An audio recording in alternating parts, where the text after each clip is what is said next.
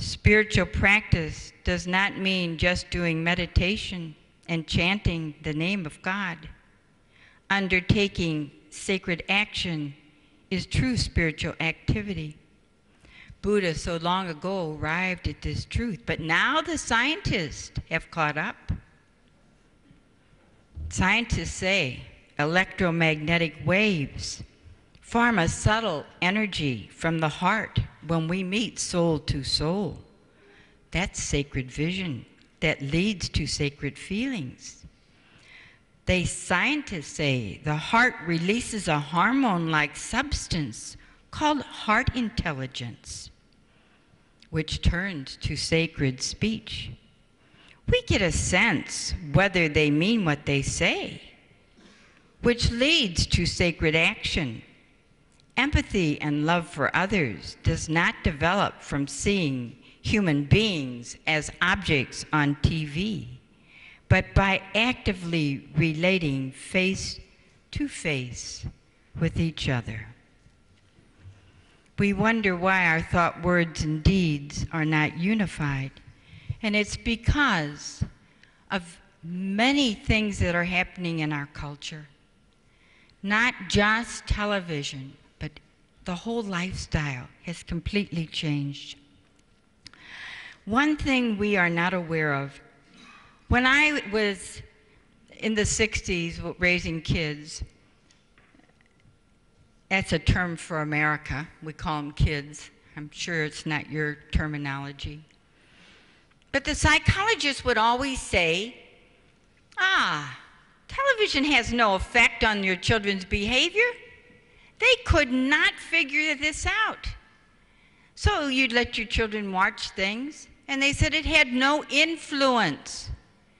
One day I woke up, and I thought, if it has no influence, why are people paying millions of dollars for commercials to influence my buying habits? If it's influencing my buying habits, why is it influencing my child's morality? Baba taught me a long time ago how it's poisoning the mind. He said that filmmakers avoid films, he says. They tell you it's inspiring and educational, but the producers, in their greed for profit, they smuggle in low, debasing scenes to taint the raw minds of our children. We're not watching. We're not paying attention to what they're seeing. We're not even paying attention to what we are seeing. Look at this ad. Probably can't see it. Maybe the guy can you get a picture of that? This came out of a newspaper in India. Free is the way to be, made for each other. Do you see that? They're advertising cigarettes. There's a boy and a girl there in Western clothes, standing on a beach with birds flying at their feet. Free is the way to be, made for each other. They're telling the young people that they can do as they please, and they can spend time together as long as they're made for each other. What about the consequences? You want to take a picture of this one too? I'm glad I got you up here. Can you see that ad? Is it showing? Yeah. Look at that. Let's see, what have we got here? 3 girls around one guy. Huh?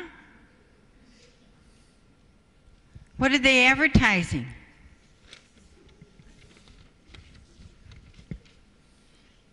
No escape, it says. Now we got Barbie. You know everybody like Barbie and Ken dolls? This is a new one. Barbie dumps Ken.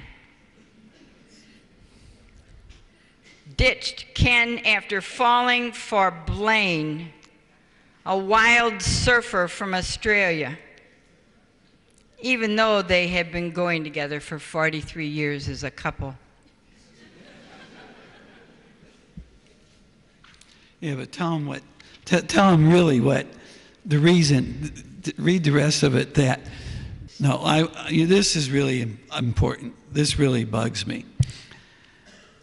The couple was an example of one of the most rock-solid relationships ever. Now, Ken claimed the split-up was mutual. How many times have you heard your young people say? But according to the report, the stunning Barbie ditched Ken after falling for a hunk like Blaine. We can't even take our innocent little 6, 7, 8-year-old children anymore for granted the nonsense they're being given. Now, as a grandparent, you would naturally send them a Barbie outfit, wouldn't you? I mean, we've known Barbie for 43 years. What's wrong with Barbie? But in the outfit, there's going to be a Blaine that you don't even know about. And your little kid's going to see this kind of nonsense. So how are we programming young girls and boys? You see how subtle this media is doing to us? And we have to wake up and take time. We are so stressed out today. It's not easy. Not only do we have to end the day with patience, but now we got to analyze every blooming thing. Isn't it crazy? Every family should get together with all their family, their aunts and uncles, whoever you can, the adults. We did this one place, and it was absolutely amazing. They said, okay, who's got kids 0 to 5? Who's got kids 5 to 12? And who's got kids over 12? They said, okay, we're going to analyze what the kids watch on TV and what they want to watch. And we'll analyze it through proper vision. What we really know inside is right and wrong. They analyzed the shows and they got up together the next time they got together and talked about it to each other. Each little group gave a report like. The #1 show in America was rated the lowest show for teenagers and adults. Every negative thing they talked about was in that show. It was racist, it was sexist, it was degrading. It was unbelievable. And yet it was rated #1.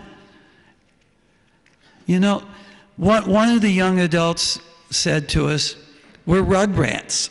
And I said, what's a rugrat? You know, we laid on the carpet and watched television all the time. We were rugrats.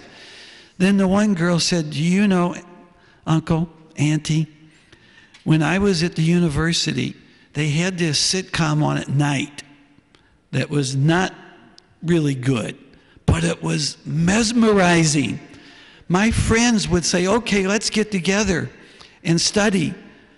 I could not give up that show. I was hypnotized by it. It was one of these daytime soaps that was on at nighttime or something. It was nonsense. She said, finally I realized I was losing relationships over this dumb TV show that had me mesmerized. You see how subtly they pull us in? And how subtly, if you really start looking at TV, I was so shocked. Parents are being put down as stupid by the media today because the kids got money to spend.